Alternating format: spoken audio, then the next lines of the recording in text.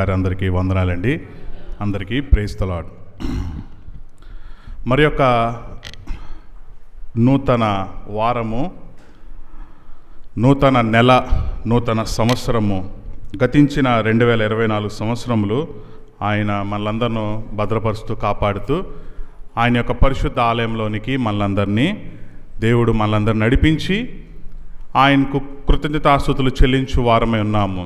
గతించిన దినములన్నీ ఆయన రెక్కల చాటున భద్రపరిచి కాపాడి మనము ఆయన్ను ఆత్మతో సత్యంతో ఆరాధించడానికి ఈ సమయం మనం కలిగి ఉన్నాం.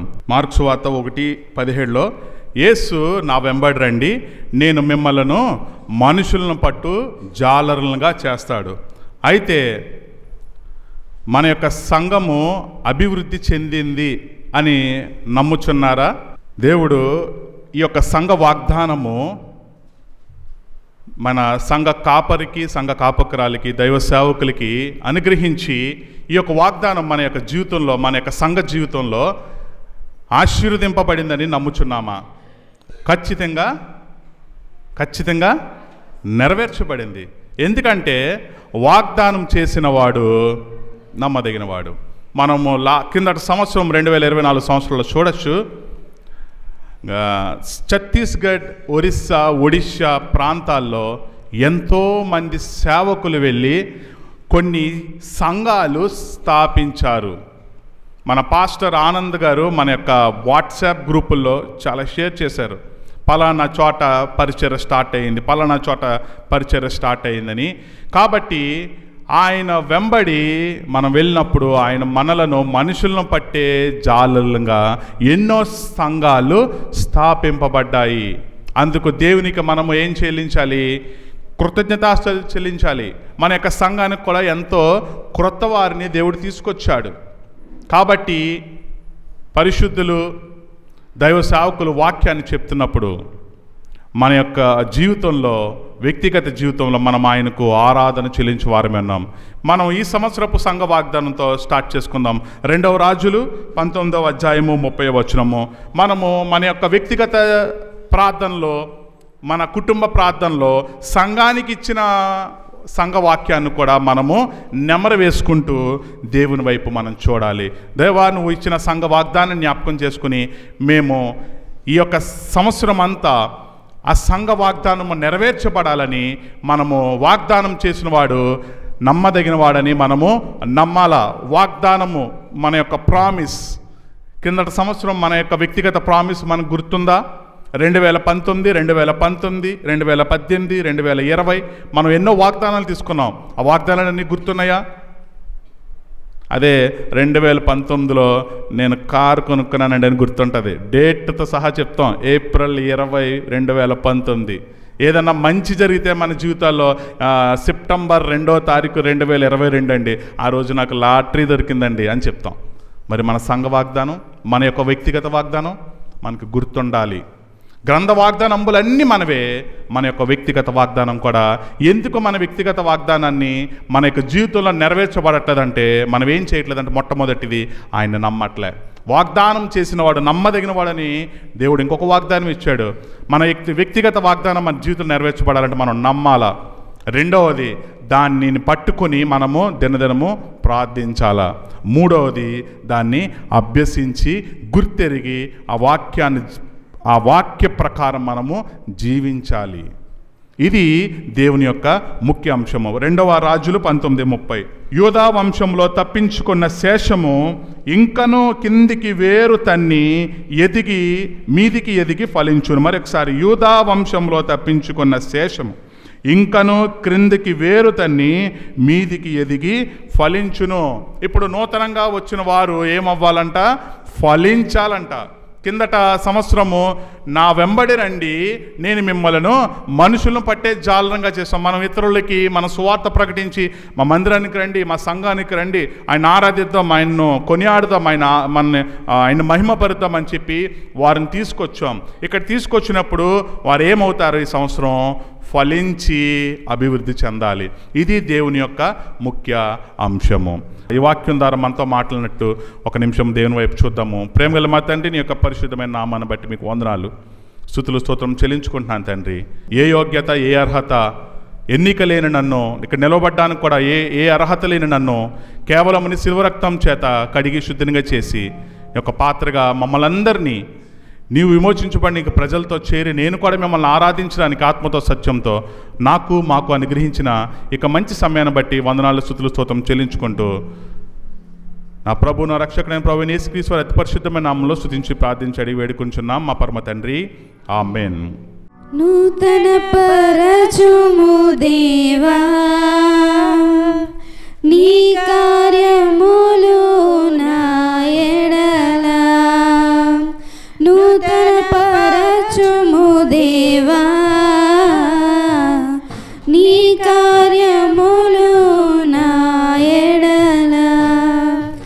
సంవత్సరాలెన్నో జరుగుచున్నను, నూతన పరచుము నా సమస్తము.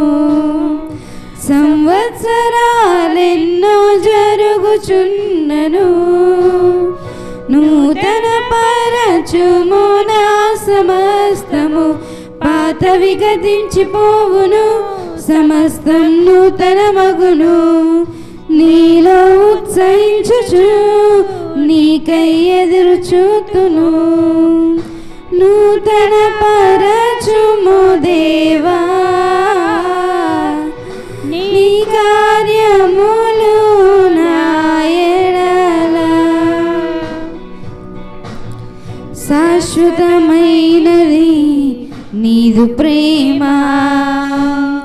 ఎన్నడైనా మారనిది నీదు ప్రేమ. శాశ్వతమైనది నీదు ప్రేమ, ఎన్నడైనా మారనిది నీదు ప్రేమ. దినములు గడచిన సంవత్సరాలెన్నో దొల్లినా, నాయుడు నీదు ప్రేమ నిత్యం నూతనమే. దినములు గడచిన సంవత్సరాలెన్నో దొల్లినా, నాయుడు నీదు ప్రేమ నిత్యం నూతనమే.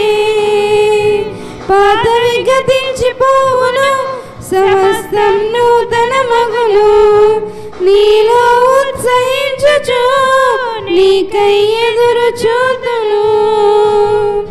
నూతన పరచుము దేవా నీ కార్యములు నా ఎడల. ప్రతి ఉదయం నీ వాత్సల్యముతో నన్ను ఎదుర్కొందు నీదు కరుణతో.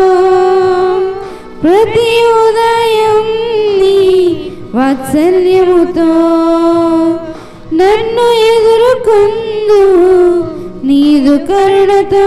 తరములలో ఇలా సంతోష కారణముగా నన్నిల చేసినావు, నీకే స్తోత్రము. తరములలో ఇలా సంతోష కారణముగా నన్నిల చేసినావు, నీకే స్తోత్రము. పాతవి గతించిపోవును, సమస్తం నూతన మగును. నీలో ఉత్సహించుచు నీకై ఎదురు చూతును. నూతన పరచుము దేవా నీ కార్యములు నా ఎడల. నూతన పరచుము దేవా నీ కార్యములు నా ఎడల. సంవత్సరాలే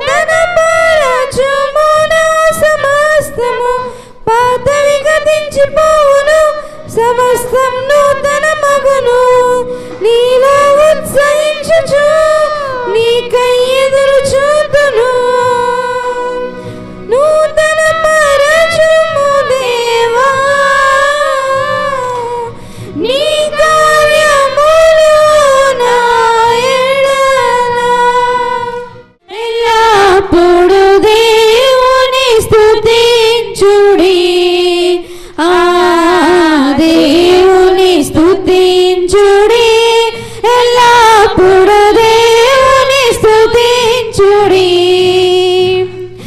ఆయన పరిశుద్ధాలయమందు ఆయన పరిశుద్ధాలయమందు ఆయన సన్నిధిలో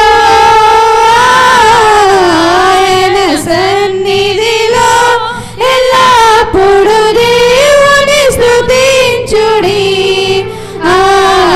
దేవుని స్తుతించుడి ఎల్లప్పుడు దేవుని స్తుతించుడి ఆయన బలమును ప్రసిద్ధి చేయు ఆయన బలమును ప్రసిద్ధి చేయు ఆకాశ విశాలమందు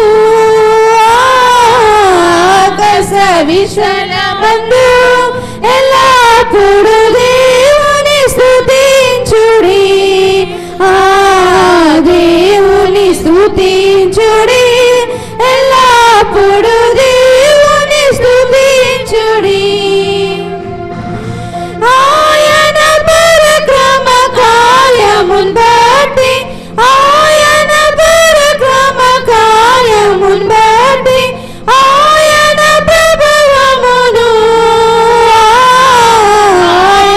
ప్రభావమును ఎల్లప్పుడు దేవుని స్తుతించుడి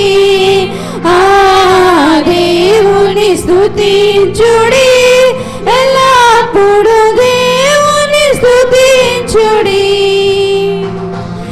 బూరాధ్వనితో ఆయనను స్తుతించుడి బూరాధ్వనితో ఆయనను స్తుతించుడి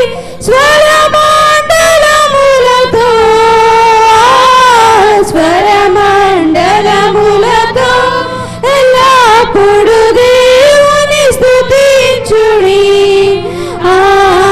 దేవుని స్తుతించుడి ఎల్లప్పుడు దేవుని స్తుతించుడి సన్నాతంతుల సితారతోను సన్నాతంతుల సితారతోను చక్కని స్వరములతో చక్కని స్వరములతో ఎల్లప్పుడు దేవుని స్తుతించుడి దేవుని స్తుతించుడి ఎల్లప్పుడు దేవుని స్తుతించుడి తంబురతోను నాట్యముతోను తంబురతోను నాట్యముతోను తంతి వైద్యములతోను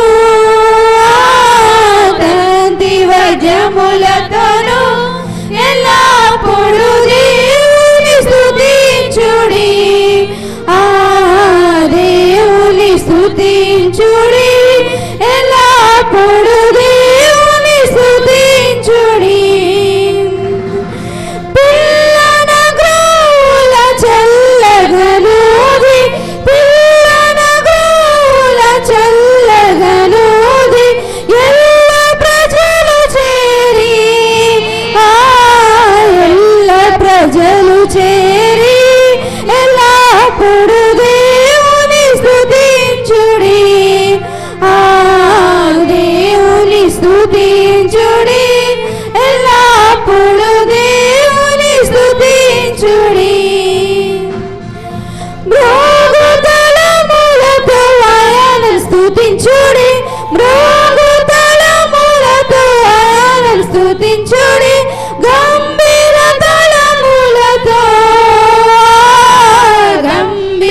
తలములతో ఎల్లప్పుడు దేవుని స్తుతించుడి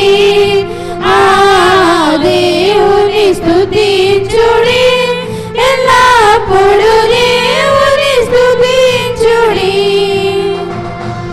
సకల ప్రాణులు యెహోవాను స్తుతించుడి సకల ప్రాణులు యెహోవాను స్తుతించుడి హల్లెలూయా ఆమేన్ హల్లెలూయా ఆమేన్ ఎల్లప్పుడు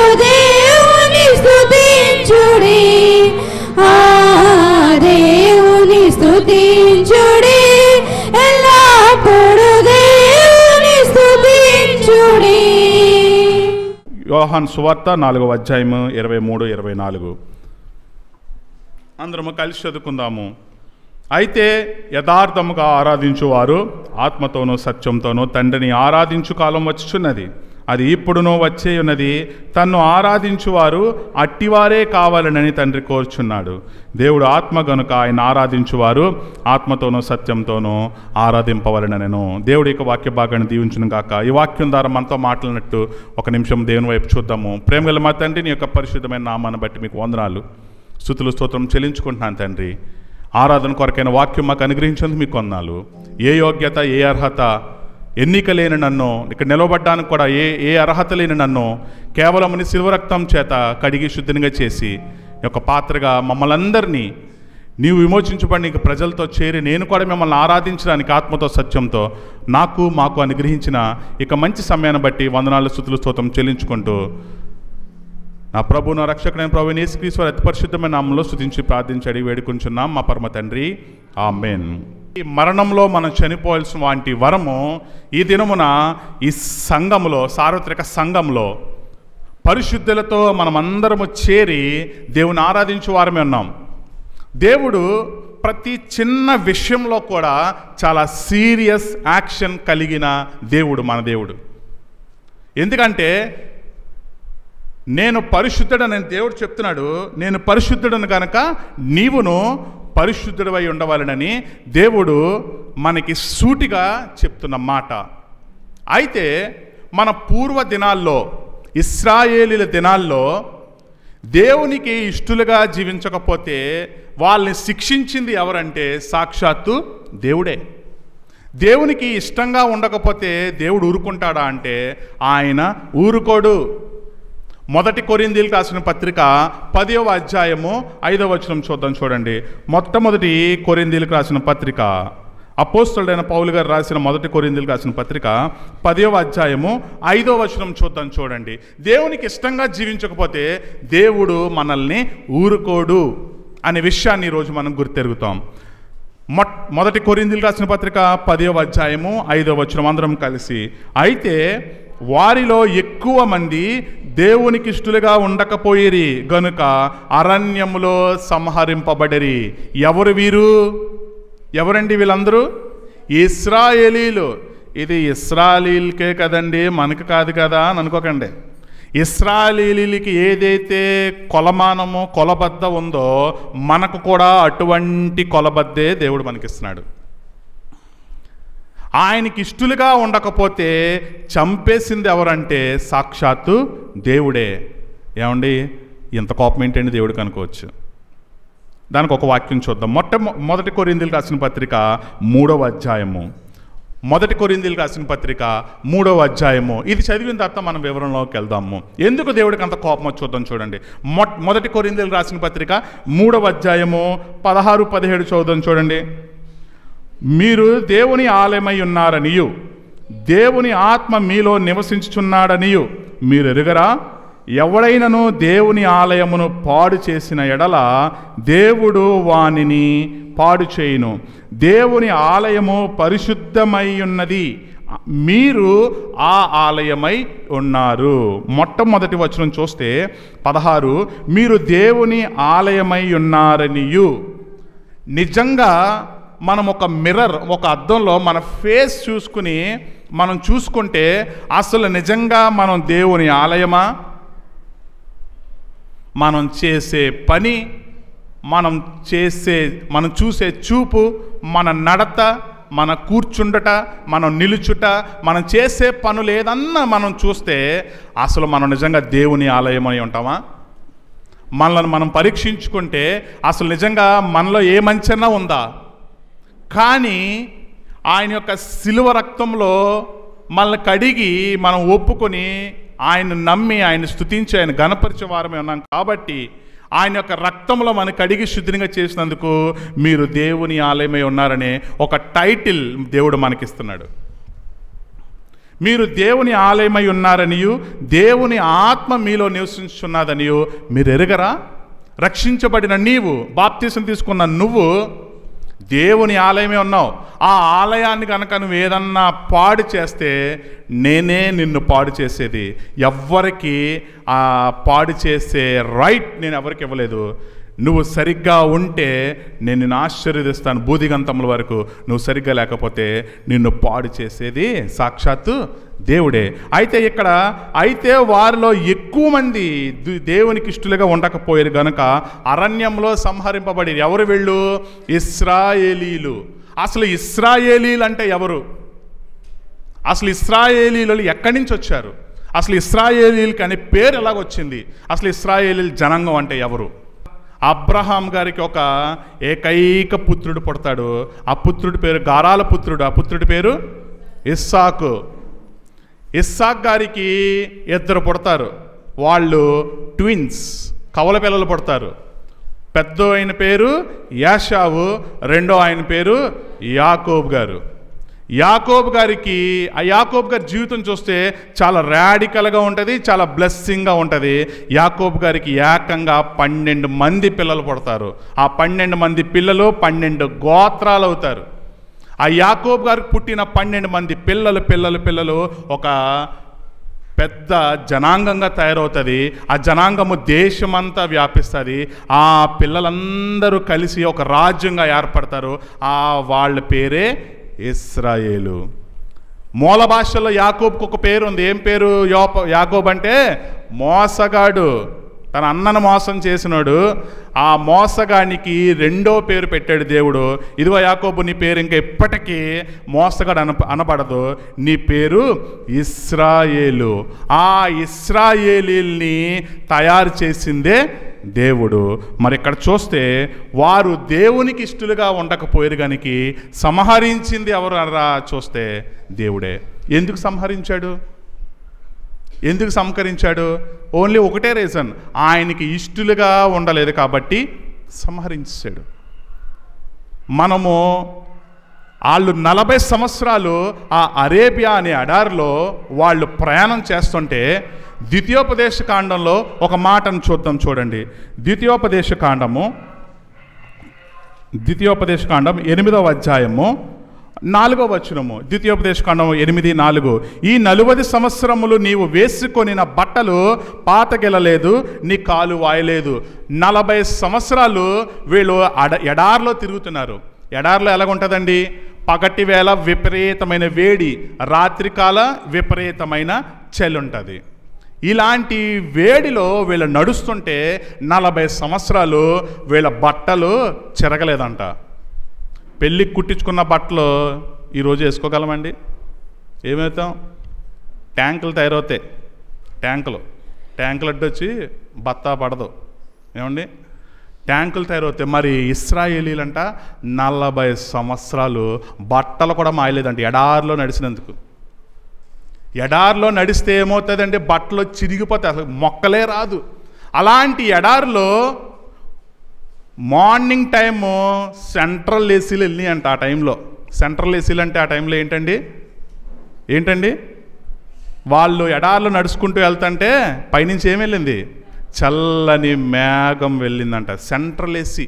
సడన్గా బయట వాతావరణం మారినప్పుడు ఒకలాంటి నల్ల మబ్బు వచ్చినప్పుడు చల్లని గాలి వేస్తుంది చూసారా? అలాంటి మబ్బులు ఆ కాలంలో దేవుడు వారికి అనుగ్రహించాడు. రాత్రి వేళ విపరీతమైన చలి. మరి ఏమొచ్చినాయి? అగ్ని స్తంభాలు వాళ్ళకి ఇరుపక్కల నడుచుకుంటూ వెళ్ళిందంట.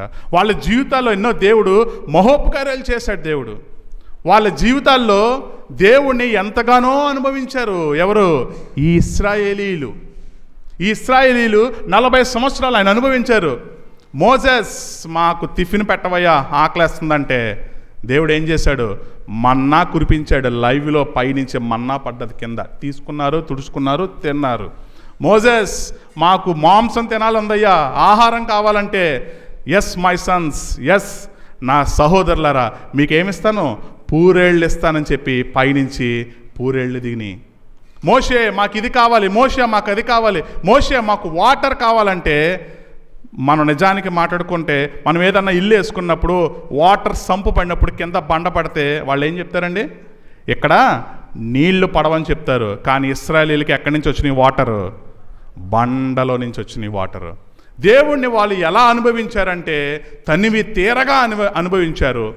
ఎన్ని ఆశ్చర్యకారాలు, ఎన్ని మహోపకారాలు వాళ్ళు చూశారంటే ఎవ్వరు చూడలేని అనేక ఆశ్చర్యకార్యాలు చూస్తే వాళ్ళు ఏం చేశారు తెలుసా? నిర్గమాకాండము వాళ్ళు ఏం చెప్తున్నారు చూడండి. వాళ్ళు ఈ ఐగుప్తు దేశంలో బానిసత్వంలో ఉన్న వాళ్ళు, చనిపోవాల్సినటువంటి ఇశ్రాయేలీయులు మోషే అనే నాయకుని దేవుడు ఎంచి వారిని విడిపించి వారిని బానిసత్వం నుంచి బయటికి తీసుకొస్తే వీళ్ళు మోషేతో ఎలా మాట్లాడుతున్నారో చూడండి. 16వ అధ్యాయము, నిర్గమాకాండం 16వ అధ్యాయం 2వ వచనం చూడండి. ఆ అరణ్యంలో ఇశ్రాయేలీయుల సమాజమంతయు మోషే అహరోనుల మీద సనిగెను. మోషే గొర్రె పిల్లనిచ్చి అక్కడ అపరాధ పరిహార బలాన్ని అనుగ్రహించి వారిని అందరం విడిపిస్తే వీళ్ళు ఏమడుగుతున్నారో చూడండి. 3వ అధ్యాయము 3వ వచనము. ఇశ్రాయేలీలు మేము మాంసము వండుకొని కొండల యొద్ద కూర్చుండి తృప్తిగా ఆహారం తినినప్పుడు యెహోవా చేతి వలన ఏల చావకపోతేమి ఈ సర్వ సమాజమును ఆకలి చేత చంపుటకు ఈ అరణ్యంలోనికి మమ్మల్ని అక్కడి నుండి తోడికని వచ్చితిరని వారితో అనగా వారిని సనుగుతున్నారు. మోషే, ఐగుప్తు దేశంలోనే బాగుంది, అక్కడ అన్ని ఆహారాలు ఉన్నాయి, చక్కగా తింటున్నాం, మమ్మల్ని ఇక్కడ చంపడానికి తీసుకొచ్చేవయ్యా మోషే అని చెప్పి వీళ్ళు సనుగుతున్నారు. వీళ్ళు మోషేని ఏమడిగారు తెలుసా?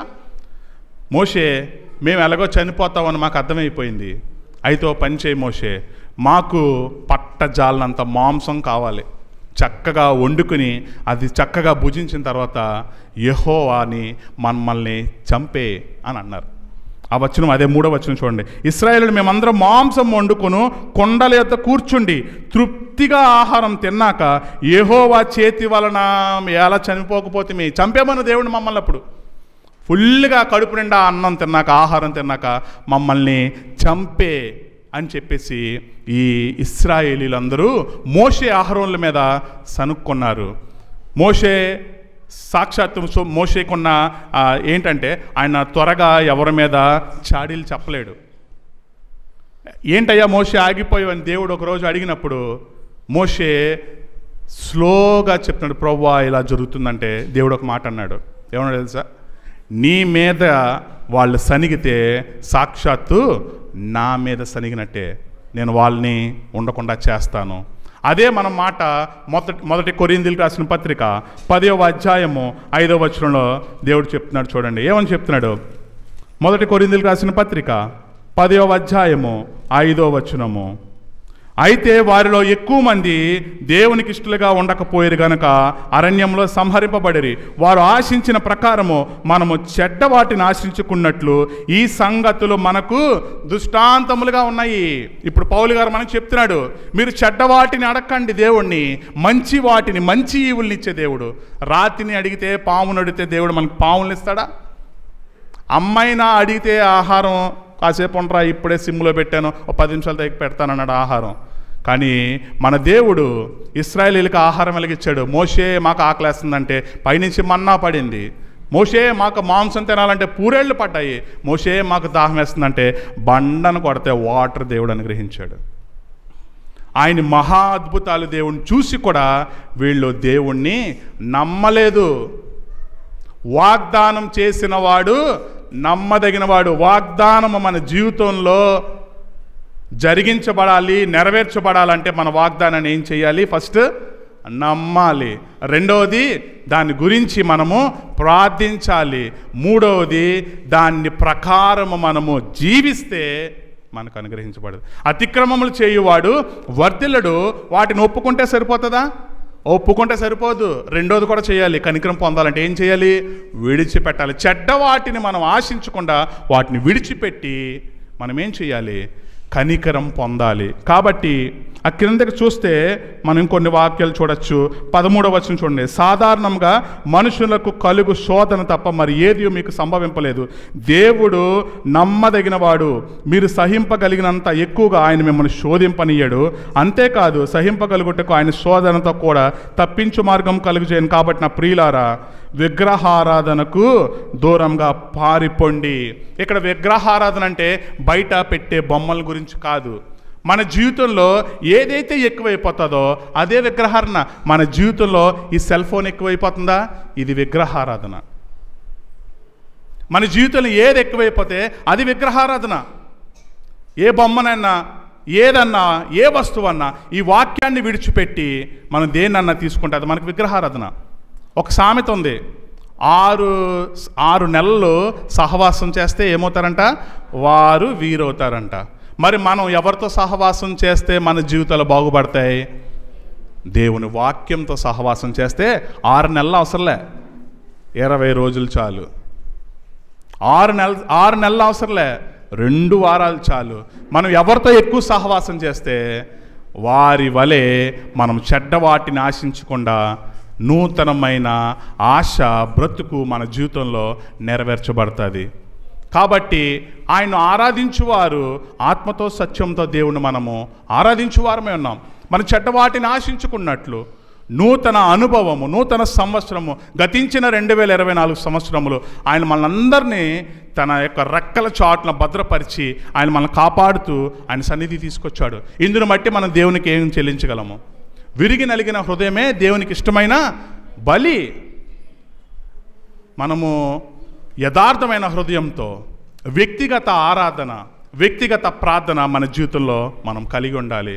కాబట్టి ఈ సమయంలో దేవుణ్ణి మనము ఆరాధించుకుందాము. నా ప్రియుడేసు క్రీస్తుకే ఆరాధన, ఆరాధన, ఆరాధన, గొర్రె పిల్ల క్రీస్తుకే ఆరాధన. ఏ సమయమందైనా, ఏ స్థలమందైనా, ఏ స్థితిలో నేనున్నా స్తుతి పాడేదన్. ఏ సమయమందైనా, ఏ స్థలమందైనా, ఏ స్థితిలో నేనున్నా స్తుతి పాడేదన్. ఆరాధన, ఆరాధన, నా ప్రియుడేసు క్రీస్తుకే ఆరాధన, ఆరాధన, ఆరాధన, గొర్రె పిల్ల క్రీస్తుకే ఆరాధన.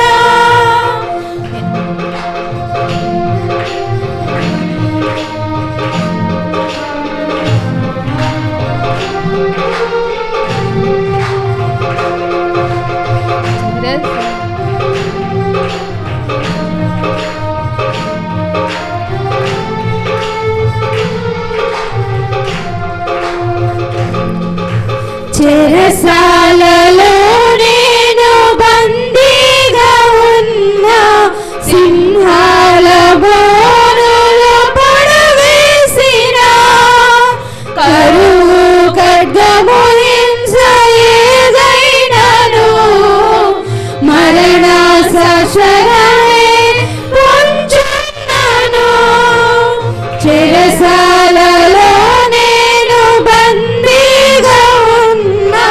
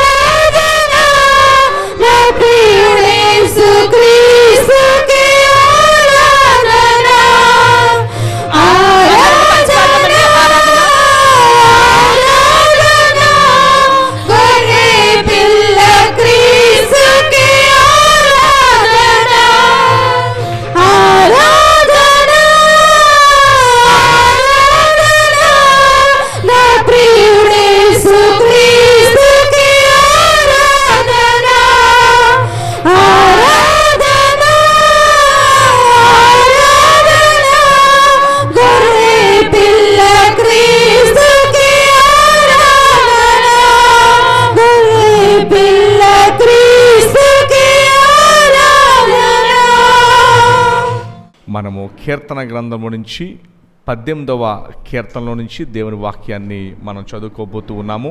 దావీదు గారు వయసు 16లో సమూయేలు చేత రాజుగా అభిషేకించబడ్డారు. వయసు 16లో సమూయేలు చేత రాజుగా అభిషేకించబడటం కూడా చాలా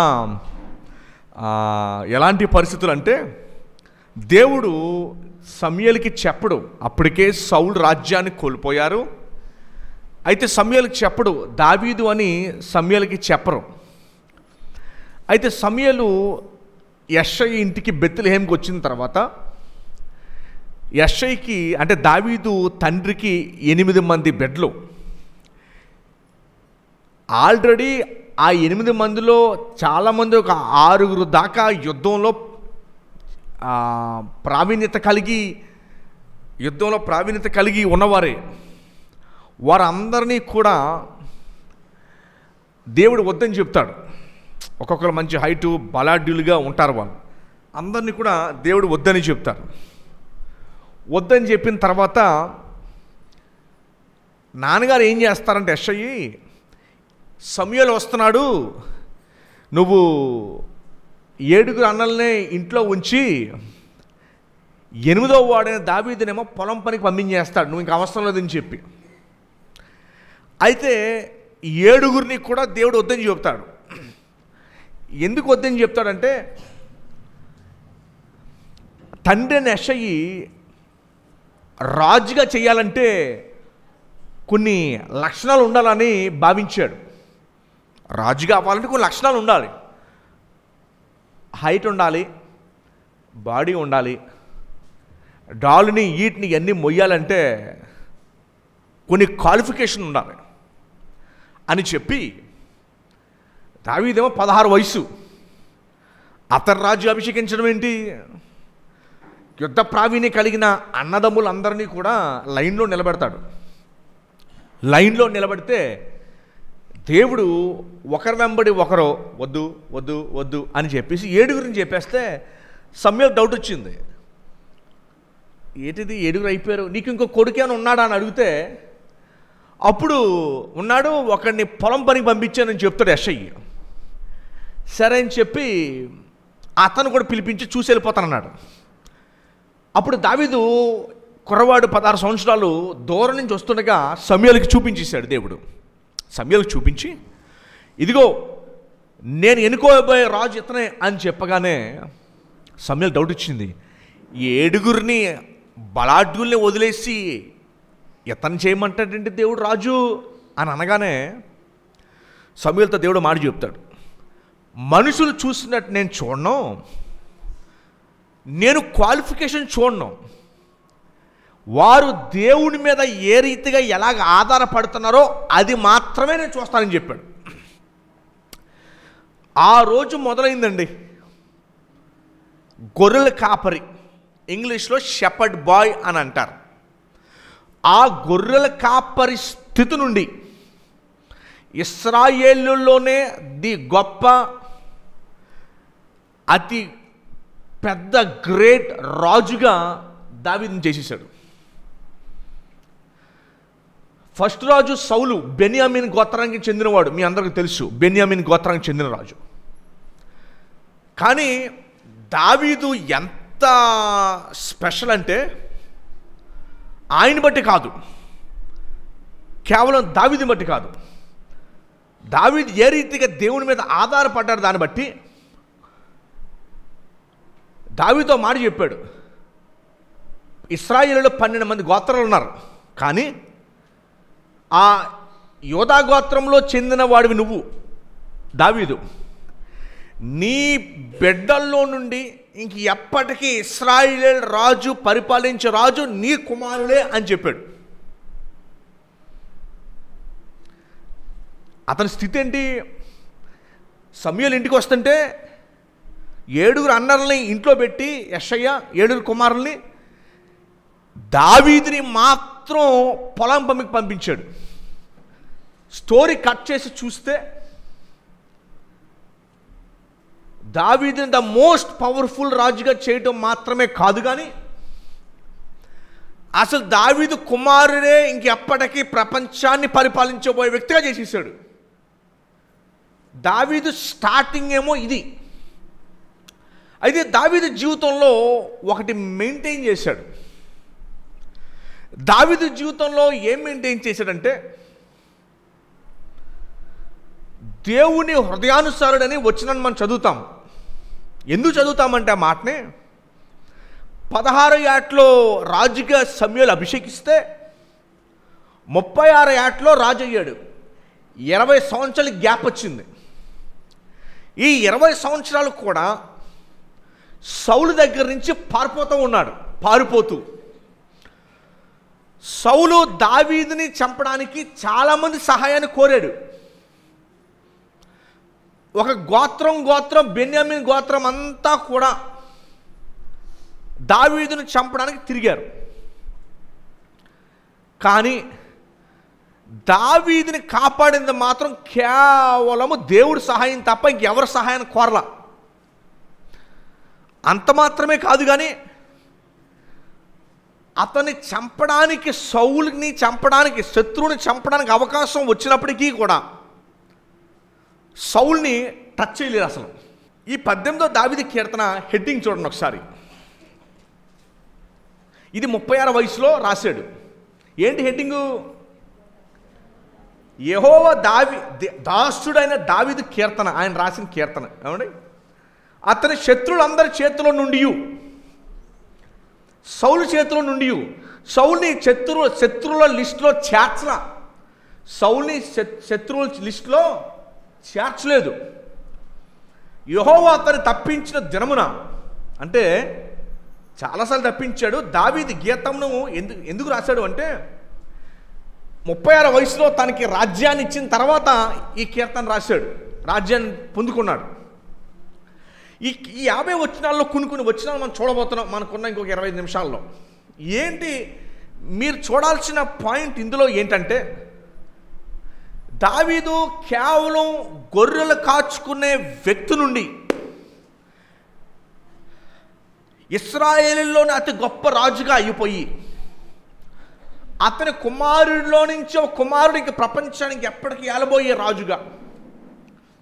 ఈరోజు మీరు ఇశ్రాయేలీల మ్యాప్ కనుక చూస్తే, ఫ్లాగ్ మ్యాప్ కనుక చూస్తే, అది ఆ నక్షత్రం ఏదైతే ఉందో దాన్ని దావీదు నక్షత్రం. యేసు ప్రభువుని గుడ్డోడు పిలిచేటప్పుడు కూడా దావీదు కుమారుడు అని కేకలు వేశాడు.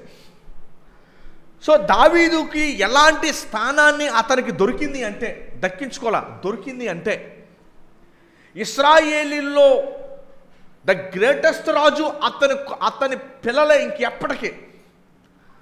దేవుడు బైబిల్ గ్రంథంలో ఇద్దరు గురించే ఒక మాట రాయించాడు. 18వ అధ్యాయము 50 వచనం. 18వ అధ్యాయము 50 వచనం. 50 వచనం 2వ లైన్ చదవండి. 2వ లైను, అభిషేకించిన దావీదునకు అతని సంతానమునకును. 50 వచనం మొదటి లైన్ చూడండి. నీవు నియమించిన రాజు, ఈ రాజు దావీదు, అభిషేకించిన దావీదునకును అతని సంతానమునకును. దావీదుకి చెప్పిన మాట ఏంటంటే, ఇశ్రాయేలీలో లక్షల మంది జనాభాలో 12 మంది గోత్రంలో రకరకాల గోత్రాల్లో రాజుని చేసి ఉండాలి. కానీ యోధా గోత్రంలో నుంచి దావీదుని రాజుని చేసి ఆ దావీదు యొక్క రాజ్యాన్ని నిత్యం స్థిరపరిచేస్తానని చెప్పాడు. అంటే నీ కుమారులో నుంచి, నీ కుమారులే ప్రపంచానికి ఎప్పటికి వెళ్తారని చెప్పి, నీ సంతానములకు నిత్యము కనికరం చూపుతాను. ఈ 18వ దావీదు కీర్తన ఏదైతే ఉందో, ఇది 2 సందర్భాల్లో మనం అర్థం చేసుకోవచ్చు. ఒకటి, దావీదు గారు 36 వయసులో రాజ్యం మీద, సింహాసనం మీద కూర్చున్నాడు, రాజ్యాన్ని తీసుకున్నాడు. 40 సంవత్సరాలు పరిపాలించాడు. దేన్ని? ఇశ్రాయేలు దేశాన్ని పరిపాలించాడు. ఆయన వృద్ధాప్యంలో వెనక్కి తిరిగి చూసినప్పుడు, నేనేంటి, నా బ్రతికేంటి, నా బ్యాక్గ్రౌండ్ ఏంటి,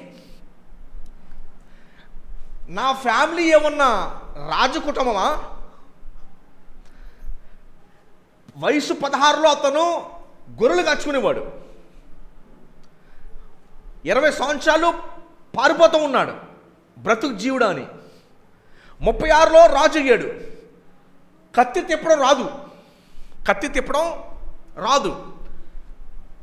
గొలియాతు దేవుని మీద దుర్భాష ఆడుతుంటే సౌలు దగ్గరకు వచ్చి అంటాడు, నేను పులిని చంపాను, నేను ఎలుగుబంటిని చంపాను అన్నాడు. ఇప్పుడు గొలియాతుని చంపుతావా? ఇంకో నా ఈటే నా డాల్ తీసుకో, యుద్ధం చెయ్యి. నాకు అవి తెలియవు, అవి మొయ్యలేను, నా కత్తి తిప్పడం కూడా రాదు నాకు. మరి 36లో రాజు అయిపోతే నీ ఫ్యామిలీ ఏంటి, నీ బ్యాక్గ్రౌండ్ ఎవరికి తెలుసు? నువ్వేమన్నా పట్నం నుంచి వచ్చావా? బెత్లెహేము పల్లెటూరు, నీకు బ్యాక్గ్రౌండ్ లేదు, నీకు ఫ్యామిలీ హిస్టరీ లేదు, నువ్వు రాజు కుటుంబం కాదు, నువ్వు కత్తి తిప్పలేవు, నువ్వు రాజు ఏంటి? అలాంటి వ్యక్తిని రాజుని చేసేసాడు. అందుకనే దావీదు ఒక మాట అంటాడండి. 18వ అధ్యాయము చూడండి ఒకసారి, 34వ వచనం ఏమంటాడు చూడండి. నా చేతులకు యుద్ధము చేయు నేర్పవాడు ఆయనే,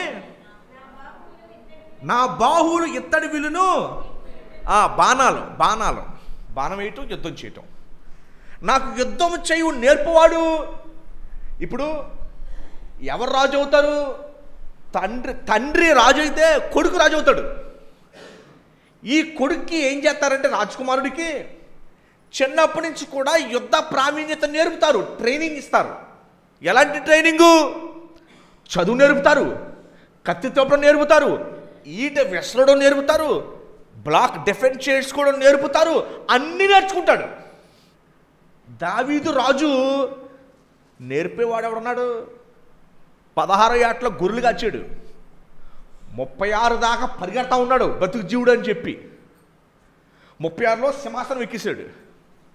కత్తి తిప్పడం రాదు. గొలియాతుని దేంతో కొట్టాడు? కత్తితో పొడిచాడా? అతనికి తెలిసింది ఒకటే విద్య. ఏంటది? గొర్రెలు కాచుకుంటుంటే సింహాలు, పులులు, ఎలుగుబంట్లు వస్తే రాళ్ళతో కొడతాడు. దేంతో కొడతాడు? అతనికి తెలిసింది ఒకటే. గొలియాతుని దేంతో కొట్టాడు? ఎవరు ఊహించలా. ఎవరైనా యుద్ధం ఎలా చేస్తారో, కత్తులు ఇవన్నీ ఉండాలి కదా. రాయితో కొట్టి చంపేయాడండి. అతనేమో సవాల్ చేస్తున్నాడు, మీ ఇశ్రాయేలీల్లో ఎవరు లేరా నా మీద యుద్ధం రావడానికి? ఎవరు లేరా? సౌలు దాక్కున్నాడు. ఎందుకంటే అతనితో మేము ఎక్కడ యుద్ధం చేస్తాం? ఫిలిస్తీన్లో నెంబర్ 1 వారియర్, అతనితో మేము యుద్ధం చేయలేం. అతను దాక్కుంటే ఈ బుడ్డోడు 18 సంవత్సరాలు బుడ్డోడు వచ్చి రాయి పెట్టుకొని చంపేశాడు. ఇక్కడికి వెళ్ళి తల్లి పడిపోయాడు. అందుకనే రాజయ్యక ప్రార్థన చేస్తున్నాడు, నాకు యుద్ధం చూడి నేర్పించు. ఎవరైనా ఏ రాజకీయ నాయకుడైనా రాజకీయం చిన్నప్పుడు నేర్చుకుంటాడా? సీఎంఐకి రాజకీయం నేర్చుకుంటాడా? ఈయన ఇంకోటి చెప్పనా మీకు, 43వ వచనం చూడండి ఒకసారి, 18:43. ప్రజలు చేయు కలములో చూడండి.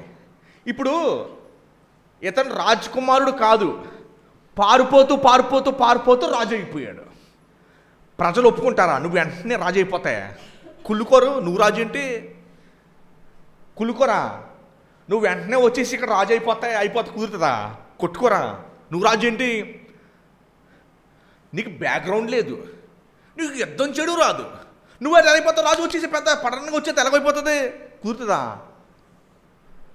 ప్రజలు చేయు కలహములలో పడకుండా నీవు నన్ను, అదే 18వ అధ్యాయము 30 వచనం చివరి లైన్, 30 వచనం చివరి లైన్ చూడండి. అమ్మ గట్టిగా చదవండి ఒకసారి. అది దావీదు ఏమంటున్నాడు? ఆయన శరణజొచ్చు వారు అందరికీ కూడా. 18వ అధ్యాయము 2వ లైన్ చూడండి. 2వ వచనం 2వ లైను. నా కేడము నేను ఆశ్రయించి ఉన్న నా దుర్గము. ఏమన్నా అర్థమవుతుందా మీకు? దావీదు ఇది పరిస్థితి. సో దావీదుని దేవుడు ఎలా తీసుకొచ్చాడో చెప్తున్నాను నేను. ఈ 18వ అధ్యాయంలో దావీదు ఏం చేస్తారంటే, ఇది నూతన సంవత్సరం మెసేజ్గా కూడా మీరు తీసుకుంటే 20 సంవత్సరాలు కాచి కాపాడాడు. 20 సంవత్సరాలు కాచి కాపాడాడు. ఇప్పుడు సింహాసనం మీద కూర్చున్నాడు. వాస్తవానికి అతనికి ఏమీ తెలీదు. రాజ్య పరిపాలన కోసం చెప్పాలంటే యుద్ధం చేయడం తెలీదు, రాజ్య పరిపాలన గురించి కూడా తెలీదు.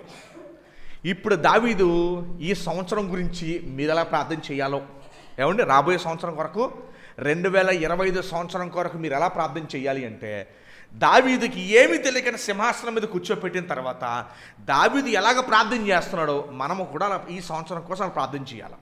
ఇప్పుడు చూడండి 18వ అధ్యాయము 28వ వచనం.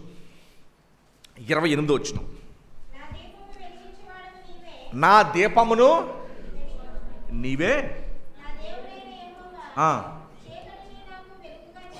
చాలండి, ఏమంటున్నాడు చూడండి. నా దీపాన్ని వెలిగించువాడు నీవే.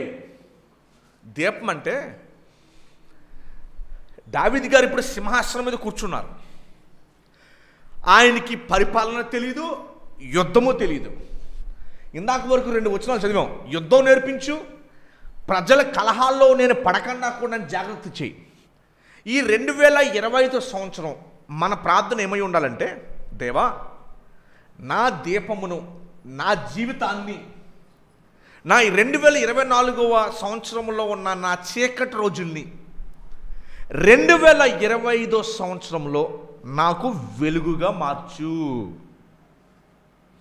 2024 సంవత్సరం కష్టాలు, ఇబ్బందులు, దేవా నేను చాలా నిన్ను అడిగాను, ప్రార్థించాను. 24 సంవత్సరంలో 25 సంవత్సరము నూతన సంవత్సరము నా జీవితంలో చీకటి నుండి నాకు వెలుగులోకి తీసుకురా. నన్ను చీకట్లో నుంచి నన్ను వెలుగులోకి తీసుకురా. నా పాత జీవితంలో నుంచి కొత్త జీవితంలోనికి, పాత అలవాట్లు విడిచిపెట్టి నీతో పాటు నేను నడవడానికి, నా అవసరతలు ఏవైతే తీర్చబడలేదో ఈ సంవత్సరంలో నాకు నెరవేర్చి నాకు సహాయం చేసి నన్ను జ్ఞాపకం చేసుకోండి. దావీదు ఎలాగైతే దేవా నాకు యుద్ధాన్ని నేర్పించు, ప్రజల చేతిలో నేను పడకుండా, నా శత్రువుల చేతిలో నేను పడకుండా నన్ను రక్షించు అని ఎలాగైతే దావీదు ప్రార్థన చేశాడో, ఈ 2025 సంవత్సరంలో కూడా మీరు ఇదే ప్రార్థన చేయాలి. ఓకేనండి? ఎందుకు మీరు ప్రార్థన చేయాలి అంటే, ఏ ధైర్యంతో ప్రార్థన చేయాలంటే 30 వచనం చివరి లైన్.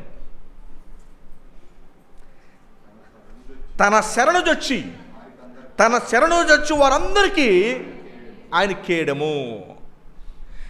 ఎందుకు మీరు ప్రార్థన చేయాలంటే, ఈ సంవత్సరం 2025 సంవత్సరం నా జీవితంలో దీవెనకరంగా, ఆశీర్వాదకరంగా ఎందుకు అంటే, దేవుడు దావీదుకి మాత్రమే కాదు, ఎందుకంటే దావీదు స్థితి ఏంటో కూడా మీకు చెప్పాను నేను. గొర్రెలు కాచుకునే స్థితి నుండి ఇశ్రాయేలును ద మోస్ట్ పవర్ఫుల్ రాజుగా చేసి, తన సంతానాన్ని ఇంకెప్పటికీ ప్రపంచాన్ని, ఇశ్రాయేలు దేశాన్ని పరిపాలించేలా దేవుడు చేసేసాడు. దేవుడు ఎందుకు చేశాడు అంటే, దావీదే ఆన్సర్ ఇస్తున్నాడు. తన శరణుజొచ్చే వారందరికీ, అంటే నాకు మాత్రమే కాదు అని చెప్తున్నాడు. నాకు మాత్రమే కాదు, ఆయన శరణుజొచ్చే వారందరికీ. చార్లెస్ స్పర్జన్ అనే భక్తుడు ఒక మాట అన్నాడు. ఏమన్నాడంటే, చాలామంది తమ జీవితాల్ని దేవునికి అప్పగించుకోరు దావీదులాగా. అందుకనే దేవుడు వారి జీవితంలో ఎందుకు కార్యం జరిగించలేడు అంటే, నువ్వు అప్పగిస్తేనే జరిగిస్తాడు. నేను సర్జరీ చేయించుకోను, నేను ఆపరేషన్ చేయించుకోను, నేను ఇంజెక్షన్ చేయించుకోనంటే వైద్యుడు నీకు ఎలా వైద్యం చేస్తాడు? చేయగలుగుతాడా వైద్యుడు? సో స్పర్జన్ అంటున్న మాట ఏంటంటే, మనం ఎప్పుడైతే మన జీవితాన్ని ఆయనకి అప్పగించుకుంటామో అప్పుడే ఆయన మన జీవితాలు పనిచేస్తాడు. ఇంజెక్షన్ ఇచ్చేటప్పుడు టైట్గా పెట్టేసాం అనుకోండి, ఎలా ఉంటుంది? చేతిని ఎక్కుద్దా? డాక్టర్కి చెప్పండి లూజ్గా దాన్ని ఎలా పట్టించుకోమో అని. చూడండి, దావీదుని యుద్ధం చేయడం రాని వ్యక్తిని దేవుడు ఎలా తయారు చేస్తాడు చూడండి. 38వ వచనం, 37వ వచనం. నా శత్రువులను తరిమి కొట్టుదును, వారిని నశింపు చేయ వరకు నేను తిరగను. వారు నా పాదముల కింద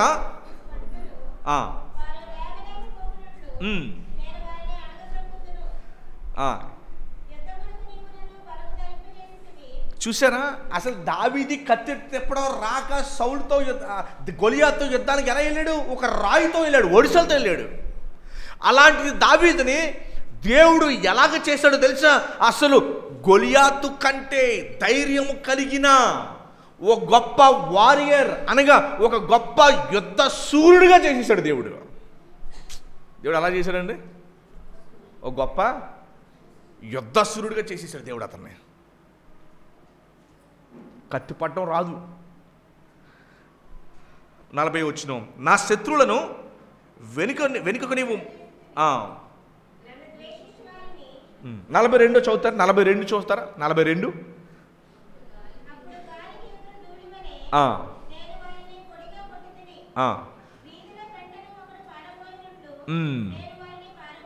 చూశారండి.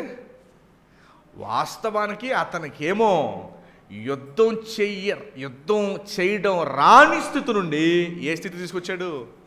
ఒక వారియర్ స్థితి తీసుకొచ్చాడు. చూడండి, దావీదు జీవితాన్ని దేవుడు ఎలా షేప్ చేశాడంటే, గొర్రెలు కాచుకునే స్థితి 16 రాజుగా చేస్తే, అభిషేకిస్తే 36 రాజుగా చేసి యుద్ధం చేయడం నేర్పించి 40 సంవత్సరాల గొప్ప యుద్ధ సూర్యుడిగా చేసేసాడు. యుద్ధ సూర్యుడిగా చేయడం మాత్రమే కాదు, దానియేలు జీవితంలో ఏం జరిగింది తెలుసండి? 43వ వచనం 2వ లైన్ చూడండి. నన్ను అన్యజనులకు అధికారిగా చేసి, అంటే చుట్టుపక్కల ఉన్న దేశాలు కూడా దావీదు శరణజొచ్చినాయి, మమ్మల్ని కాపాడు. ఎందుకంటే ఫిలిస్తీ దేశం పక్క దేశాలని ఆక్రమించడానికి ప్రయత్నించినప్పుడు దావీదే పక్క చిన్న చిన్న దేశాలను కాపాడాడు. కాపాడేవాడిని బట్టి వారు దేవుడిని నమ్ముకున్నారు. 49వ వచ్చిన ఫస్ట్ లైన్ చూడండి.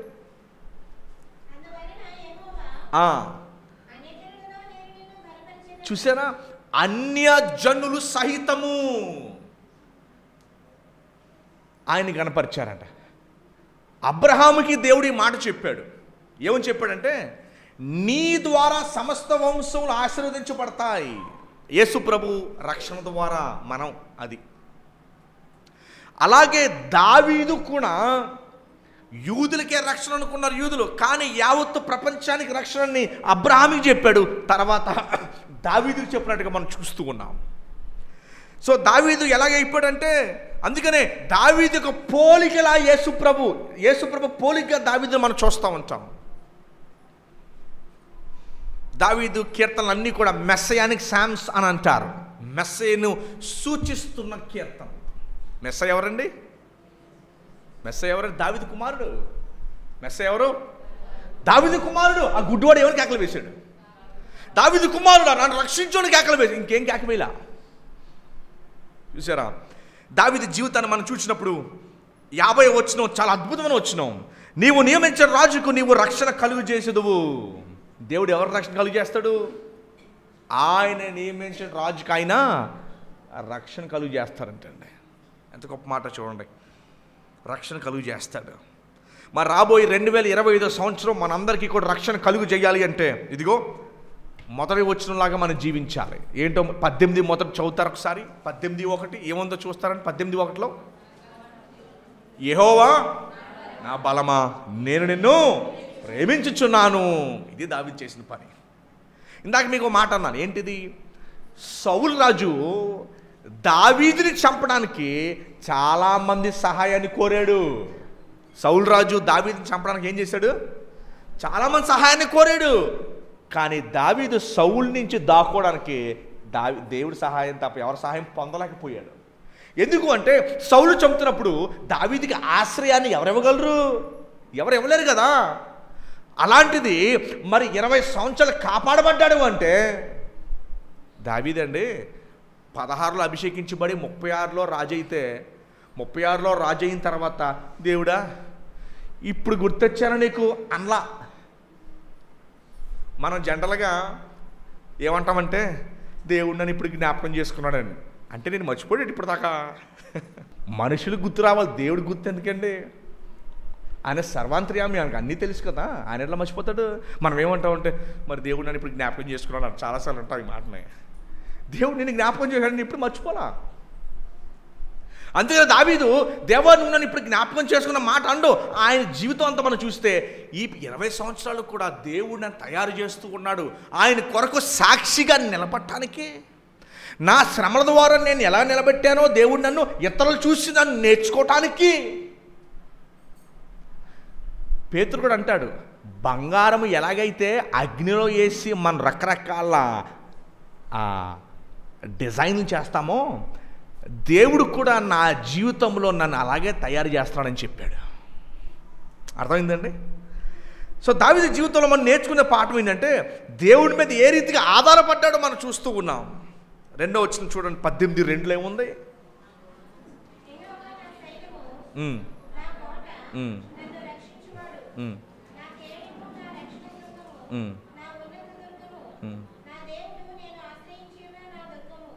చూడండి, దావీదు జీవితంలో ఇంకొకటి మనం ఏం గమనిస్తామంటే దేవుడి విషయంలో పర్సనల్గా తీసుకుంటాడు. అమ్మ ఈ మాట ఇది చాలా మీ విశ్వాస జీవితం చాలా ముఖ్యం. ఒకసారి నా వైపు చూడండి. పూర్వము పితరులతో మాట్లాడిన నానా సమయాల్లోనూ నానా విధాలుగా పితరులతో మాట్లాడిన దేవుడు ఈ అంతిమ దినాల్లో ఆయన కుమారుని ద్వారా మాట్లాడిన దేవుడు అనే మాట ఉంది. ఇప్పుడు మన మందిరానికి వచ్చినప్పుడు అండి, ఇప్పుడు ఇక్కడ విగ్రహం లేదు మన దగ్గర, ఎక్కడ కూడా విగ్రహము వచ్చి దండం పెట్టుకుని వెళ్ళిపోవటానికి ఇక్కడ ఎక్కడ విగ్రహాలు లేవు. మన దేవుడు సజీవుడు కనుక మనము వచ్చింది ఆయనతో మాట్లాడటానికి. బైబిల్ ఏం చెబుతుందంటే దేవుడు మనతో మాట్లాడాడు, సంభాషణ చేస్తాడు. ఇప్పుడు ఇంట్లో భార్య భర్తలు కానీ అన్న తమ్ములు కానీ అక్క చెల్లెలు కానీ ఇద్దరు ఉంటారు. ఇంట్లో వాళ్ళతో మనం ఏం చేస్తాం? ఇంట్లో వాళ్ళతో ఏం చేస్తాం? మాట్లాడతాం కదండి, బిడ్డలతో కానీ ఇంట్లో వాళ్ళతో మనం మాట్లాడతాం, సంభాషణ ఉంటుంది. దేవుడు కూడా అలాగే, ఆయన మాట్లాడే దేవుడు. ఆదామావని చేసి ఉన్న తర్వాత ప్రతిరోజు సాయంత్రం వారితో సంభాషణ చేసేవాడు. సాయంత్రం పూట రోజు ఆయన సంభాషణ చేసేవాడు. దేవుడు మనల్ని ఎందుకు రక్షించుకొని ఎందుకు మనం చేశాడు అంటే మనతో సంభాషణ చేసుకోవడానికి మనం చేసుకున్నాడు. అందుకని మందిరంలోకి మనం వచ్చిన తర్వాత ఆయనతో ఏమి సంబంధం లేనట్టుగా కొంతమంది ఆయనతో మాట్లాడకుండా వెళ్ళిపోతారు. మనకి సంభాషణ లేకుండా వెళ్ళిపోవడానికి మనం విగ్రహ నమస్కారం పెట్టుకోవడానికి రాలా. దేవుడికి హృదయం ఉంటుంది. ఏముంటుంది? మనకి హృదయం ఎందుకుందో తెలుసా? ఆయన స్వరూపంలో ఆయన పోలిక చెప్పిన దేవుడు మనం చేసుకున్నాడు. దేవుడికి హృదయం ఉంటుంది. అందుకని యోహాను 3:16 దేవుడు లోకం ఎంతో, సో ఆయనకి ఏముంది? ప్రేమ ఉందంటే ఏముంది? హృదయం ఉంది. ఆయన కోపించును అనే మాట చదువుతాం మనం, ఆయన దుఃఖపడను అనే మాట చదువుతాం, ఆయన ప్రజల ఎడల సంతోషించను. ఎవరికంటే హృదయము కలిగిన వ్యక్తికే ఉంటాయి. దేవుడికి హృదయం ఉంది కనుక మన మందిరానికి వచ్చి ఆయనతో మాట్లాడకుండా మనం వెళ్ళకూడదు, ఆయనతో సంభాషణ లేకుండా మనం ఉండకూడదు. ఈరోజు మిమ్మల్ని ప్రశ్న అడుగుతాను, దేవునికి మీకు కమ్యూనికేషన్ ఉందా, సంభాషణ ఉందా అని అడుగుతున్నాను నేను. చాలామంది విశ్వాసులు ఏదో ఒక విగ్రహము వలె మందిరానికి వచ్చి వెళ్ళిపోతూ ఉంటారు, దేవునితో సంభాషణ లేకుండా వెళ్ళిపోతూ ఉంటారు. ఈరోజు బైబిలు మనం అడుగుతున్న ప్రశ్న ఏంటంటే, దావీదు జీవితంలో మనం నేర్చుకునే ఒక పాఠం ఏంటంటే, మన ఖచ్చితంగా దేవునితో సంభాషణ మనం కలిగి ఉండాలి. సంభాషణ మనం కలిగి ఉండాలి. మొక్కి వెళ్ళిపోవడానికి కుదరదు. దేవుడు బొమ్మ కాడు, ఆయనకు ఫోటో కాడు, ఆయన ఒక వ్యక్తికి ఏం కావాలంటే సంబంధం కావాలి. దావీదు నా శైలము 2వ వచనంలో, నా కోట, నా కేడము, నా రక్షణ శృంగము, నా ఉన్నత దుర్గము, నా దేవుడు, నా బలమా అంటున్నాడు. నా బలము, నా నా అని ఎందుకు అంటున్నాడు అంటే, దేవునితో సంభాషణ చేసిన వ్యక్తిగా దావీదు మనకు కనపడుతున్నాడు. మరి చాలామంది విశ్వాసులకు దేవునితో సంభాషణ, కమ్యూనికేషన్ ఉండదు. రేపు ప్రభు అంటాడు, నేను మిమ్మల్ని ఎన్నడూ ఎరుగలేదు, ఎందుకంటే మీతో నాతో ఎప్పుడు సంభాషణ జరగలేదు అనే మాట మన దేవుడితో అనిపించుకోకూడదు. దేవునితో మీకు సంబంధం లేకపోతే మనం అర్జెంటుగా మనం చేయాల్సిన పని ఏంటో తెలుసా? మనం ఎవ్వరూ లేని ప్రదేశానికి వెళ్ళిపోయి దేవుడు నువ్వు మాత్రమే మాట్లాడుకొని సమాధానపడి రావాలి. మనం గనక ఆయన విగ్రహం చూసినట్టే మనం చూస్తే బైబిల్ అలా మనకు నేర్పించట్లా. సో దేవునికి మీకు గనక ఈరోజు కనుక సంభాషణ లేకపోయి ఉంటే గనక దయించి నేను చెప్పే మాట ఏంటంటే, ఓ ప్రదేశానికి వెళ్ళిపోయి ఆయనకి మీకు మరలా సమాధాన పడి మీ మాటలు ఆయన మాటలు మీరు వినేంత వరకు మీరు వెయిట్ చేసి అది కుదిరిన తర్వాత మరలా మీరు మీ జీవిత పనుల్లో పడండి. ఆయనతో మన సంభాషణ లేకుండా ఉండకూడదు. దేవుడు హృదయం కలిగినవాడు. ఇప్పుడు దాకా నీతో దేవుడు ఎందుకు మాట్లాడేదంటే నువ్వు ఆయనకు వ్యతిరేకంగా జీవిస్తే సమాధానం ఎలా ఉంటుంది? సో సమాధానం లేదు కనుక మీరు సమాధానాన్ని తెచ్చుకోండి. దేవా, నా ఆత్మ నేను అర్పిస్తాను, నేను పరిశుద్ధాత్మ దేవుని నేను దుఃఖపరిచాను నేను. సో అంచేత దేవుని బొమ్మ చూసినట్టుగా మనం చూడక ఆయనకి హృదయం కలిగిన వాడు. అందుకనే ఇప్పుడు మీకు ఫీలింగ్స్ ఉంటాయి కదా, మీకు ఫీలింగ్స్ ఉంటాయా? మీకు ఆ ఫీలింగ్స్ ఎలా వచ్చినాయి? దేవుడు ఆయన పోలిక చెప్పున ఆయన స్వరూపమందు మనల్ని చేసుకున్నాడు కనుకనే ఆయనకి ఫీలింగ్స్ ఉంటాయని మీకు తెలియాలి. మీకు ఇది సత్యం. మీకు ఫీలింగ్స్ ఉన్నాయి అంటే అర్థం ఏంటంటే ఆయనకి ఉన్నాయి కనుక మీకు ఇచ్చాడు. అందుకని యోహాను 3:16 దేవుడు లోకం ఎంతో ఆయన కుమారునిచ్చి ఎంతగా ప్రేమించాడంటే ఆయన ఎంత పెద్ద హృదయం చూడండి. సో దేవునితో మన సంభాషణ లేకుండా ఉండకూడదు. దావీదు మనం నేర్పించే పాట, ఎవరికైతే దాని సంభాషణ ఉంటుందో అప్పుడు ఆ సంభాషణ నుంచి, ఆ కమ్యూనికేషన్ నుండి రిలేషన్ కూడా అలాగే ఉంటుంది. అప్పుడు ఏమండి, అప్పుడు సంబంధం కూడా అలానే ఉంటుంది. అప్పుడు దావీదు అంటున్నాడు, చూసారా, యెహోవా శరణుజొచ్చు వారు అందరికీ ఆయన కేడెము. అసలు సంభాషణ లేకుండా కేడెము ఎక్కడ అవుతాడు? మనకి ఎట్లాగవుతుంది? అందుకనే మీకు సంభాషణ దొరికేంత వరకు, ఆ సమాధానం మీరు పడేంత వరకు మీరు దేవునితో ఎక్కడికైనా దూరంగా వెళ్ళిపోయి గడిపి మరలా ఆ సంబంధం వచ్చాకనే మీరు ఉండాలి. దేవుడు ఆయన విగ్రహము కాడు, ఆయన సజీవుడు, ఆయన హృదయాన్ని కలిగిన వాడు. మనసు ఉంటుంది, ఆయనకి మనసు ఉంటుంది. నోవాహు రోజుల్లో ఆయన మనుషుల్ని చూచి దుఃఖపడ్డాడంట. ఎందుకు? వారి జీవితాలను చూసి ఆయన దుఃఖపడ్డాడు. సో ఈరోజు దేవుని వాక్యం మనకు నేర్పుతున్న పాఠం ఏంటంటే, మనం దేవునితో సంభాషణ మనం కలిగి ఉండాలి. ఎందుకంటే ఆయన ఆరాధించాలంటే, ఆయన స్తుతించడానికి వచ్చిన మనం అందరం కూడా ఖచ్చితంగా మీరు ఆయనతో సంభాషణ మనం కలిగి ఉండాలి. దావీదు కనుక చూస్తే, దావీదు దేవునితో స్నేహితుడిగా మాట్లాడాడు. అది దావీదుకి కాదు, మనందరికీ కూడా. అది దావీదుకి కాదు, మనందరికీ కూడా. అది ఒకవేళ దావీదుకి మాత్రమే అంటే మీరు చాలా పొరపాటు పడినట్టే. అందుకని దావీదు ఆయన శరణు చూసిన వారందరికీ ఆయన కేడేమంటున్నాడు. సో అంచేత మరి దావీదు జీవితాన్ని దేవుడు ఎంత అద్భుత రీతిగా మరి వాడుకున్నాడో, నియమించాడో మరి చాలా గొప్పగా మనం చూస్తూ ఉంటాం. చూడండి 18వ అధ్యాయం 20వ వచనం చూడండి ఒకసారి. దావీదు కీర్తన 18వ అధ్యాయం 20వ వచనం. నా నీతిని బట్టి యెహోవా నాకు ప్రతిఫలం ఇచ్చెను, నా నిర్దోషతను బట్టి నాకు. ఎందుకంటే చూడండి, సౌలు తన కత్తి కింద ఉన్నప్పటికీ కూడా సౌలుని చంపలా. ఆత్మరక్షణ కొరకు సౌలుని చంపేయచ్చు. ఎందుకంటే సౌలు వచ్చిందే నన్ను చంపడానికి అన్నప్పుడు నేను అతను చంపకుండా ఎందుకు ఉండాలి? అయినప్పటికీ కూడా పగ తీర్చుకున్నట్టు నా వంతు కాదు దేవా, నువ్వే చూసుకొని చెప్పి దేవునికి అప్పగించేసాడు. అందుకనే సౌలుని శత్రువుల లిస్టులో చేర్చలా, దేవుడే చూసుకుంటాను విడిచిపెట్టేసి. అందుకనే నేను నిర్దోషిని అంటున్నాడు. ఏమంటున్నాడు? 21 చూస్తారా?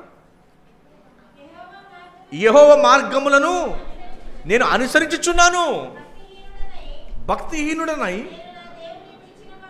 నేను నా దేవుడిని విడిచిన వాడను. విడిచిపెట్టమంటే ఏంటంటే ఆయనతో నేను సంభాషణ లేకుండా నేను జీవించలా. తర్వాత 22 కూడా చదివి ముగించుకుందాం. ఆయన న్యాయ విధులన్నిటినీ నేను లక్ష్య పెట్టుచున్నా, త్రోసివేలా.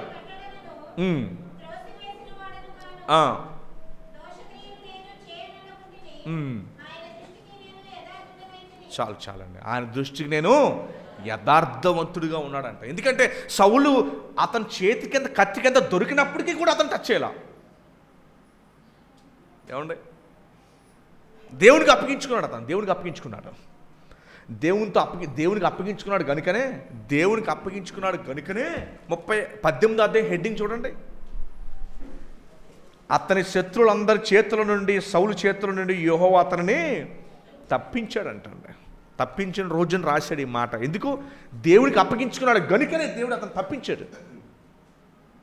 From a shepherd boy to the most powerful king of Israel. అవును, ఒక గొర్రెలు కాచుకునే బిడ్డ నుండి ఇశ్రాయేలుని అతి స్ట్రాంగ్ కింగ్గా అతను మారిపోయాడు దావీదు. సో దావీదు చేసిన పని ఏంటో తెలుసా? దేవునికి అతను పూర్తిగా సమర్పించుకున్నాడు. దేవునితో సంభాషణ చేశాడు. దేవునితో పాటు అతను నడిచిన వ్యక్తిగా, హృదయానుసారుడిగా మనం చూస్తున్నాం. ఈరోజు మరి దావీదు వయసు ఎంత తెలిసిన? 17 సంవత్సరాలండి. బహుశా మనలో అందరికంటే చిన్నోడు అతను. ఇక్కడ కూర్చున్నవారు అందరిలో, ఇక్కడ నుంచున్న అందరిలో అందరికంటే చిన్నోడు దావీదు. ఇంకా మీ వయసు కూడా లేదు అతనికి. 17 ఇయర్స్ అంతే. 17 సంవత్సరాలు. 17 సంవత్సరాల్లోనే దేవుడు ఉన్నతమైన ప్రణాళిక దావీదుకి వేశాడు. ఎక్కడ కూడా తను తప్పిపోలా. కానీ 51 కీర్తనలో బెత్షెబా, యురాయా విషయంలో మనం చూస్తాం తప్పిపోయినట్టుగా. బెంజమిన్ ఫ్రాంక్లిన్ అని చెప్పి అమెరికన్ ప్రెసిడెంట్ పాస్టర్ కూడా అతను. ప్రపంచాన్ని పవర్ఫుల్ దేశం బెంజమిన్ ఫ్రాంక్లిన్ ప్రసంగాలు కూడా చెప్పేవాడండి అతను. అమెరికా అధ్యక్షుడు. ఆయన మాట అన్నాడు ప్రసంగం చేస్తూ, చాలామంది రాజులు పాపం చేశారు, కానీ దావీదు ఒక్కడే క్షమాపణ పొందాడు, రెపెంట్ అయ్యాడు. Many princess have sin but only David repented అని అన్నాడు. చాలామంది రాజులు పాపం చేశారు, కానీ దావీదు ఒక్కడే పశ్చాత్తాపడి ఇంకా మరలా ఆ పాపం చేయలేదని రాశాడు. ఎందుకంటే అతను కూడా రాజీ కదని ప్రపంచానికి, మరి అమెరికా దేశానికి ఆయన అన్న మాట ఇది. చాలామంది రాజులు పాపం చేశారు, కానీ దావీదు ఒక్కడే పశ్చాత్తాపడి మరలా ఆ పాపం జోలికి పోలా అని దావీదు గురించి అతను స్టేట్మెంట్ ఇచ్చాడు. సో ఈరోజు దావీదు జీవితాన్ని మనం చూసాం. మరి నూతన సంవత్సరము దావీదు జీవితం వలె మనం కూడా దేవునితో సంభాషణ కలిగి, దేవుని మీద పూర్తిగా ఆధారపడి ఈ సంవత్సరం అంతా మనం జీవించాలి. మన స్థితి ఎలాంటి స్థితి అయినా, చాలా చిన్న స్థితి అయినా, గొర్రెలు కాచుకునే దావీదు లాంటి స్థితి అయినా, మన దేవునికి నమ్మకంగా ఉంటే మీ క్వాలిఫికేషన్తో పని లేకుండా దేవుడు మిమ్మల్ని ఘనంగా ఆయన కోసం వాడుకుంటాడు. అర్థమైందండి? మీ క్వాలిఫికేషన్ ఏదైనా కానివ్వండి. అందుకని ఈ మాట జ్ఞాపకం చేసుకోండి. ఆయన్ని ఆశ్రయించు వారందరికీ ఆయన కేడము. యెహోవాను ఆశ్రయించు వారందరికీ ఆయన కేడము. ఇదే మీ జ్ఞాపకం. ఈ మాట మీరు జ్ఞాపకం చేసుకుని ఈ మొదటి ఆదివారం. సో అంచేత మరి సంవత్సరం అంతా కూడా మరి దావీదు ఏ రీతిగా అయితే చిన్నవాడు, అలాంటి చిన్నవాడిని దేవుడు ఉన్నతమైన రాజుగా దేవుడు వాడుకున్నాడు అంటే, అదే రీతిగా మనమందరం కూడా ఈ సంవత్సరము మన ఏ స్థితి, మన చిన్న స్థితి అయినా కూడా దేవుని చేతిలోకి వెళ్ళటానికి మనం ఇష్టపడి మన జీవితాన్ని ఆయన చేతిలో విడిచిపెడదాం. మన స్థితి ఎంత చిన్నదైనా దేవుడు ఉన్నతంగా ఆయన వాడుకుంటాడు. దానికి ఇష్టపడుతున్నారండి ఉన్నతంగా దేవుడు మిమ్మల్ని వాడుకోవడానికి? మీ స్థితి చిన్నదే కావచ్చు. దావీదు చెప్పాను, from a shepherd boy to a greatest king of Israel అయిపోయాడు. సో అంచేత మనమందరం కూడా మరి దావీదు వలె ఆయనకి మనం లోబడి ఆయనతో సంభాషణ చేస్తూ మన దేవునిలో ముందుకు కొనసాగుదాం. దేవుడి మాటలను దీవించును గాక. ఆమేన్. స్తుతించుడి సంతోషముతో, పాదవత్సరములు కాపాడిన ప్రభు పాత్రుడని వంచు పాడుడి. పాదవత్సరములు కాపాడిన ప్రభు పాత్రుడని వంచు పాడుడి. స్తుతించుడి సంతోషముతో, కాపాడెను మనలనందరినీ కను పాపవలె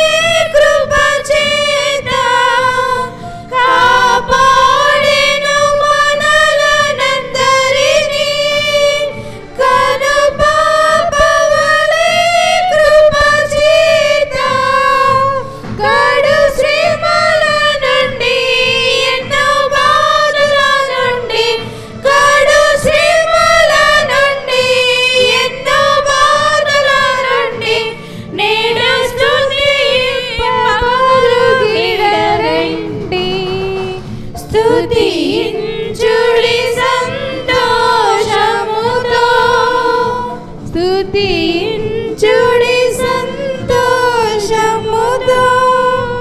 కురిపించే వాక్యమునెంతో పరికించే ఆత్మలనెంతో కురిపించే వాక్యమునెంతో పరికించే ఆత్మలనెంతో ధరించెను మన జీవితముల్ ధరించెను మన జీవితముల్ పరిశుద్ధుని స్తుతింపరండి స్తుతించుడి సంతోషముతో స్తుతించుడి సంతోషముతో వాగ్దానములెన్నో నొసగెన్ గాయములన్నిటినీ కడెన్ వాగ్దానములెన్నో నొసగెన్ గాయములన్నిటినీ కట్టెను గనుడగు యేసుని ఘనపరచెదము గనుడగు యేసుని ఘనపరచెదము తనువులను ధారపోసెదము స్తుతించుడి సంతోషముతో స్తుతించుడి సంతోషముతో దాటిపోయే పాదవత్సరము పాతి పెట్టబడే మన పాపముల్ దాటిపోయే పాదవత్సరము పాతి పెట్టబడే మన పాపముల్ భయపడమికను దిగులు చెందమిక భయపడమికను దిగులు చెందమిక రయముగా ప్రభుని చేరెదము స్తుతించుడి సంతోషముతో స్తుతించుడి సంతోషముతో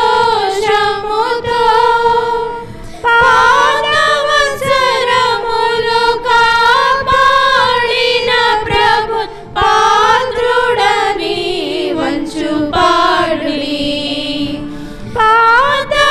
పాదవత్సరములు కాపాడిన ప్రభు పాత్రుడని వంచు పాడుడి స్తుతించుడి సంతోషముతో